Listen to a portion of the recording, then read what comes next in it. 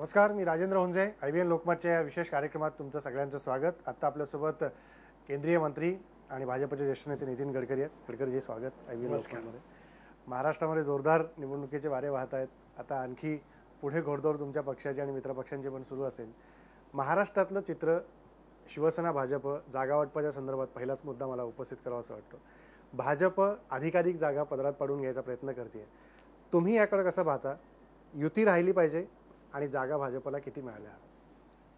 तर या संदर्भातले बोलणे प्रदेशाचे अध्यक्ष देवेंद्र फडणवीस, विरोधी पक्षनेते विनोद तावडे आणि आमचे एकनाथराव खडसे हे करत आहेत. तेच या बाबतीत डिटेल सांगू शकतील, कारण मला याबद्दल काही कल्पना नाही.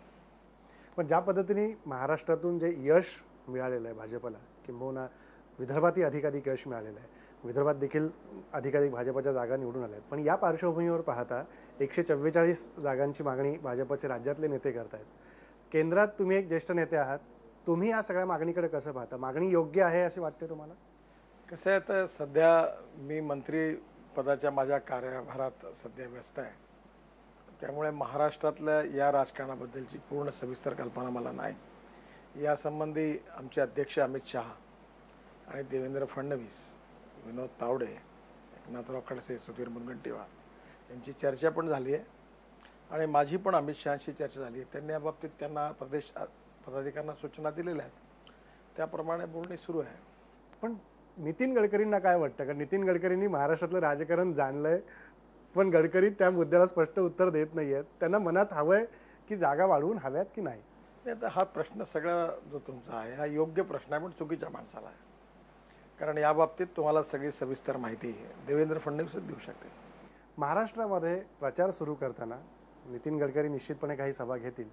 प्रचाराचा रोख राज्यातला काय असणार आहे? कोणत्या मुद्द्यावरती अधिकाधिक भर दिला जाणार? कसं आहे, आज महाराष्ट्र 3.5 लाख कोटी रुपयाच्या कर्जात डुबलेला आहे. महाराष्ट्रामधले सगळे सेक्टर आता जवळपास अडचणीत आलेले आहेत.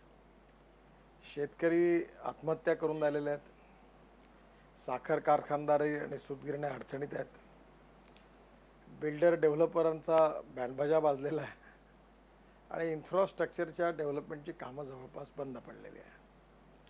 महाराष्ट्राचा विकास होतो आणि महाराष्ट्र पुढे आहे, या बाबतीत एकच व्यक्ती जोरात बोलताना दिसतं आणि ते म्हणजे महाराष्ट्राचे मुख्यमंत्री. ते स्वतः मात्र बोलतात आहेत की असतील महाराष्ट्र पुढे आहे, आणि वरतून मात्र पुन्हा बाबासाहेब आंबेडकर, फुले शाहू महाराजांचा महाराष्ट्र म्हणून जयघोष करत फिरायचं. ना शिवाजी महाराजांच्या विचारांशी काही घेणं देणं आहे, ना महात्मा ज्योतिबा फुलेंच्या विचारांशी काही घेणं देणं आहे, ना शाहू महाराजांच्या विचारांशी घेणं देणं नाही. पण ज्या पद्धतीने आता तुम्ही काही मुद्दे फुले शाहू आंबेडकरांचे उपस्थित केले, दरम्यानच्या काळामध्ये महाराष्ट्रात आरक्षणाचं राजकारण जोरदार गाजलं. धनगर आरक्षण जोरदार झालं, त्या ठिकाणी देवेंद्र फडणवीसांनी जाऊन उपोषण सोडलं.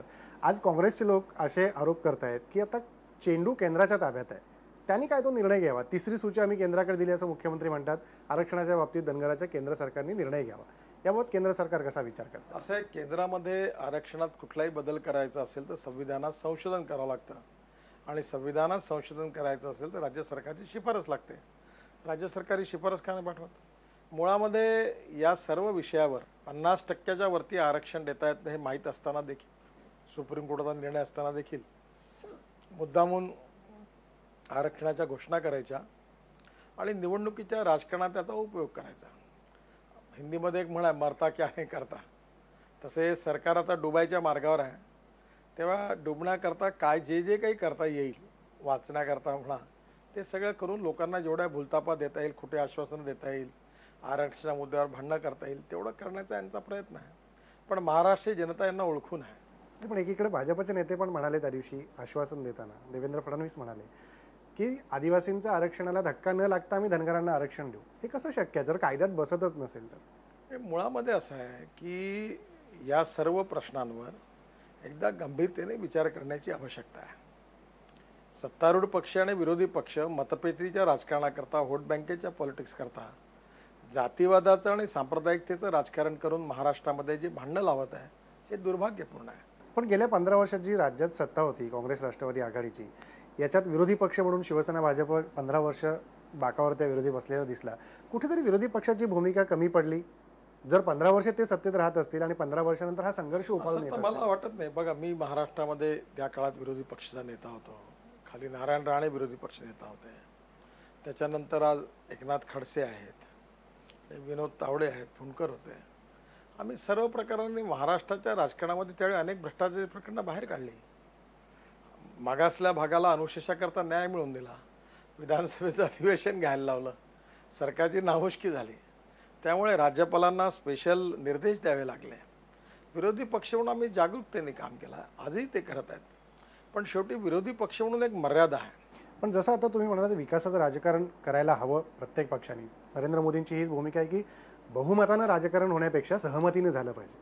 तर त्या सहमतीच्या राजकारणाकडे पाहिलं तर जेव्हा नरेंद्र मोदी उरणच्या इथे JNPTच्या त्या बंदराच्या उद्घाटनासाठी आले, भूमिपूजनासाठी आले, नवीन ह्याच्या सोलापूरच्या इथलं विद्युत प्रकल्पाचा असेल राजसूचा, त्या ह्याच्यात मुख्यमंत्र्यांच्या पुढे जी निदर्शनं झाली त्यावरून मुख्यमंत्र्यांनी आरोप केले की हे जाणीवपूर्वक नियोजनपूर्व सगळा हा कट होता आणि त्यांनी नागपूरच्या कार्यक्रमावर बहिष्कार टाकला. तुम्ही एक भाग बघा, उरणच्या कार्यक्रमात कोणी आवाज नाही केला, त्यांचं भाषण शांतपणे ऐकून घेतला. तुम्ही आता कॅसेट काढा. काय आहे, सोलापूरला पण हे कोणी लोक काय भाजपने आणलेली नव्हती. आता मुख्यमंत्र्यांच्या बद्दल लोकांना जर अशा प्रकारे भावना निर्माण झाल्या असतील तर त्या का झाल्या याचं आत्मपरीक्षण मुख्यमंत्र्यांनी करावं, आम्हाला दोष देऊ नये. मुळामध्ये आता कुठेतरी महाराष्ट्राचे उपमुख्यमंत्री गडचिरोली ते कोणी चप्पल फेकून मारली. आता हे खरं म्हणजे हे याचा संबंध भाजपशी नाही, ही कृती वाईट आहे. परंतु अशा प्रकारे जनतेचा रोष मुख्यमंत्र्यांच्या विरुद्ध का निर्माण झाला, लोक मुख्यमंत्र्यांचं का ऐकून घेत नाही, लोक अशा प्रकारे यांच्या मागे का बरं हुटोट करतात, याचं कुठेतरी आत्मपरीक्षण काँग्रेस आणि राष्ट्रवादी काँग्रेसने केलं पाहिजे. मुंबईला पुण्याला जाऊन आरोप करतात की नागपूरचं झालं पुण्याचं झालं नाही. आता नागपूरचे कागदपत्र मी पूर्ण केले, यांनी काय केलं, हे का नाही एकदा दिल्लीत आले, का नाही मला भेटले, का नाही व्यंकय्या नायडूंना भेटले. मी निवडून आल्यानंतर सतत नागपूरची केस मागे होती, सगळे कागदपत्र पूर्ण केली, पूर्तता केली, कॅबिनेटपर्यंत नोट नेली. एकीकडे राज्यात गडकरी साहेब चर्चा अशी सुरू आहे की पूर्वी आघाडीचं सरकार असताना महाराष्ट्रातल्या पश्चिम महाराष्ट्राचा वर्चस्व केंद्रात पण होता आणि राज्यातही होता. आज एक विदर्भातलं वजनदार नेतृत्व केंद्रात आहे म्हणून विदर्भाला झुकतं माप मिळत आहे आणि पुण्याचं प्रपोजल आधी जाऊन पुण्याला काही मिळालं नाही, अशी चर्चा एक चर्चा चुकीची आहे. मी विदर्भाचा नेता, तर मग मुंबई पुणे एक्सप्रेस हायवे मी बांधला, बाकीच्यांनी का नाही बांधला इतक्या वर्षात. मुंबईतले उड्डाणपूल का नाही बांधले, खंबाटकीची चॅनल का नाही बांधले. पश्चिम महाराष्ट्रातल्या कोणत्या नेत्यांनी जे केले नाही ती कामं मी सगळी पश्चिम महाराष्ट्रात केली. कृष्णा खोरे सिंचन कॉर्पोरेशन आमच्या काळात स्थापन झालं. मी स्वतः त्या कॉर्पोरेशनची पहिली संविधान घटना तयार केली, पैसे रेस पहिले MSRDC त्यांच्याकरता रेस झाले. हा आरोप बेबुनियाद आहे. आम्ही कधी विदर्भाचा म्हणून विचार नाही केला, कधी संपूर्ण महाराष्ट्राचा विचार केला.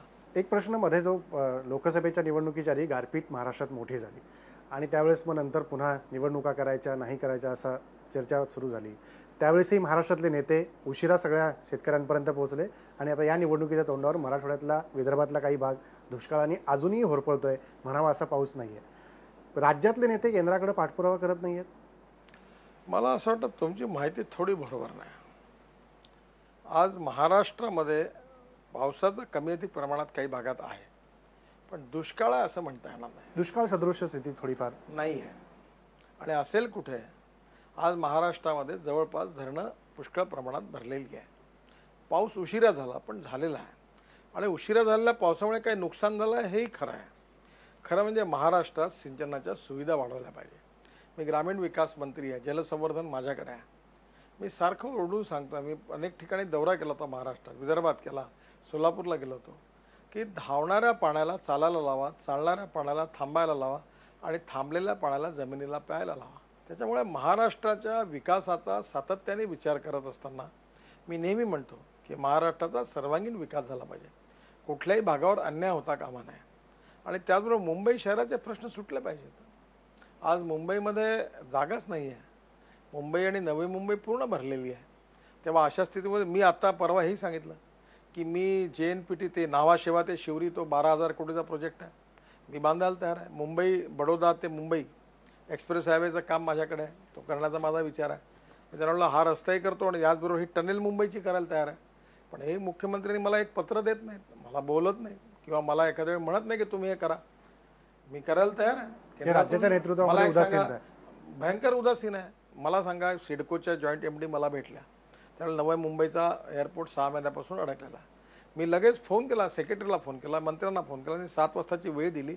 प्रेझेंटेशन घेतलं आणि 7:30 वाजता फाईलवर दोघांनी सह्या करून एअरपोर्ट क्लिअर केला. 6 महिने बंद पडलेला एअरपोर्ट क्लिअर झाला. का नाही मुख्यमंत्री मला सांगत, का नाही पत्र लिहिलं काही?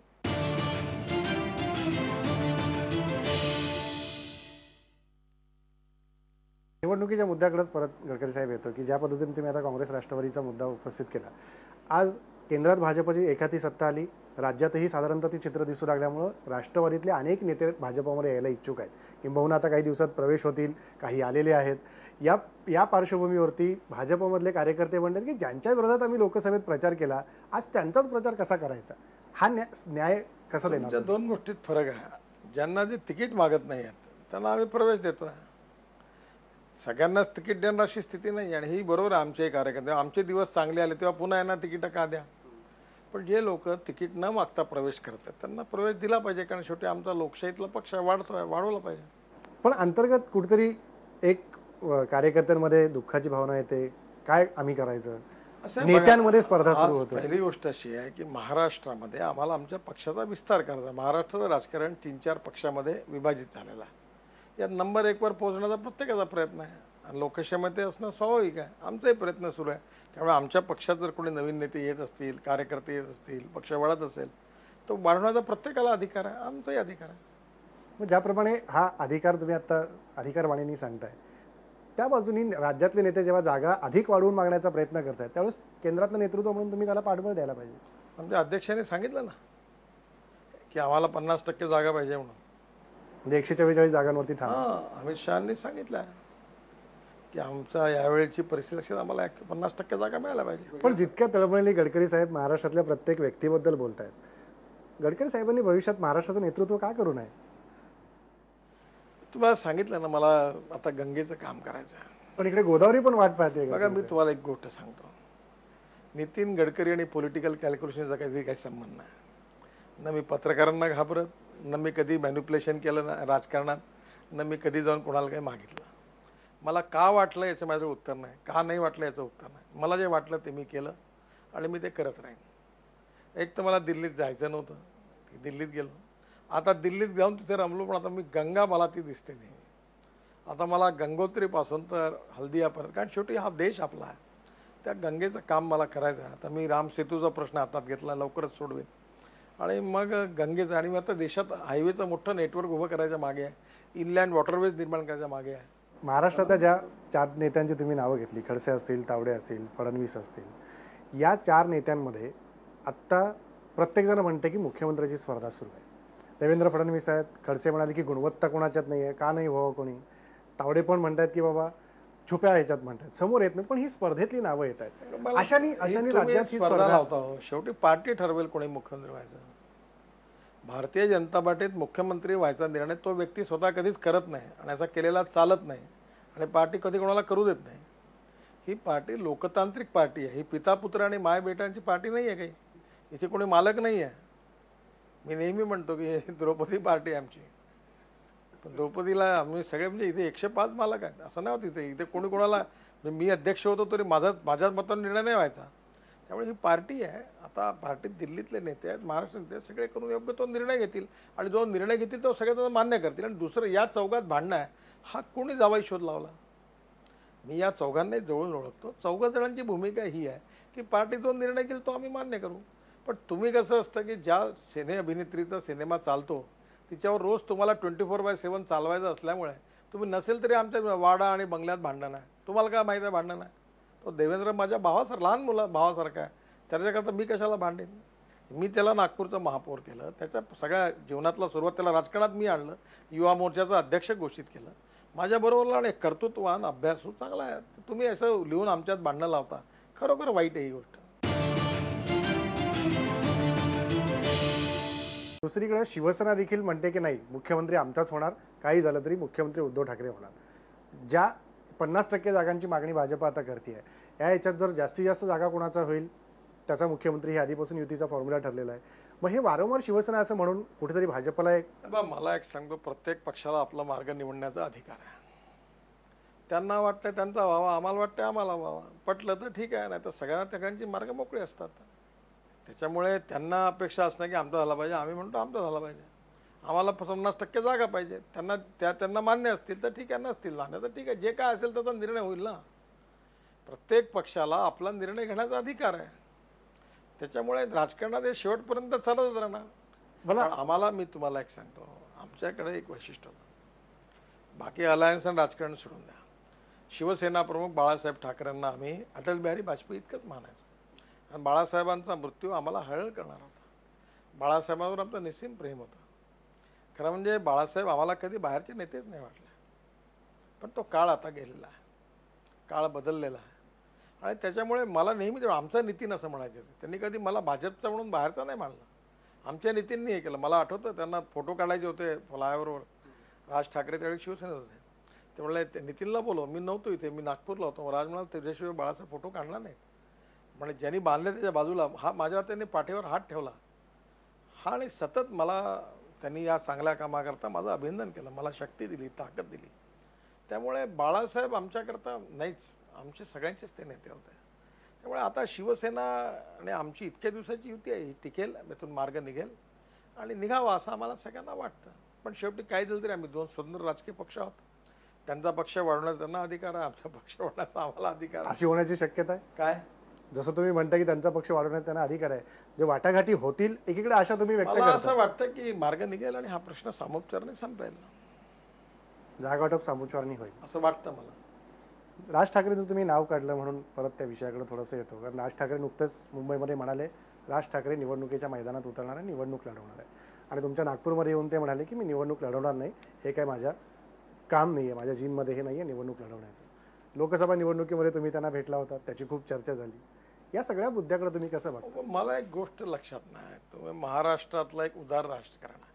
मी शरद पवारांशी भेटतो, मी राज ठाकरेंशी भेटतो, मी अशोक चव्हाणांशी भेटतो, मी सुशीलकुमार शिंदेशी भेटतो, विलासराव देशमुख होते त्यांच्याशी भेटलो, ते बर्धन म्हणून आमच्या नागपूरला एबी बर्धन आहे त्यांच्याकडे कम्युनिस्ट पार्टीच्या कार्यालयात भेटायला गेलो.